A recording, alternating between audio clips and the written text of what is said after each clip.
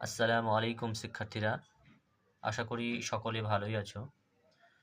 তো আমরা সকলেই অবগত যে আমাদের মাধ্যমিক 2025-এর অঙ্কের পরীক্ষা গত হয়ে গেছে। তো কিছু প্রশ্ন আমাদের বিতর্কে এসছে যে কিছু কিছু প্রশ্ন নাকি সিলেবাস বহির্ভূত এসেছে। বই অবশ্যই রয়েছে, তবে মূল্যায়নের অন্তর্ভুক্ত নয়, বিষয়টা ছিল আর কি।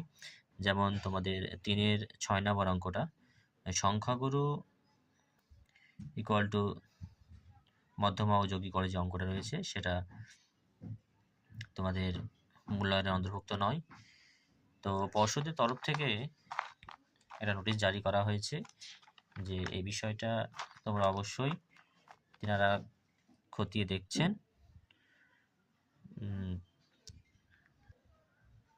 যদি কেউ এই অঙ্কগুলো করে থাকে তাহলে অবশ্যই তাদের কাট অফ মার্কস বা তাদের অঙ্ক করার পদ্ধতি যদি সঠিক থাকে তাহলে অবশ্যই তারা নাম্বার পাবে। আর আরেকটা অঙ্ক রয়েছে এখানে 15 দাগের 2 নম্বর অঙ্কটা।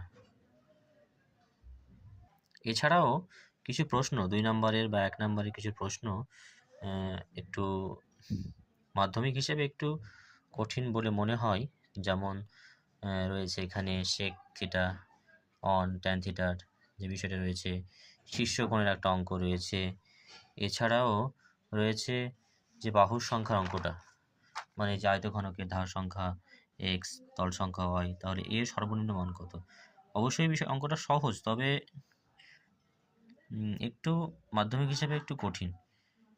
এর মান কি হবে, এর মান -2 হবে না -9 হবে না -17 হবে, বিষয়গুলো রয়েছে। তো যাই হোক, বাকিটা পর্ষদের অপেক্ষা। এই বলে আমি আমার ভিডিও শেষ করছি।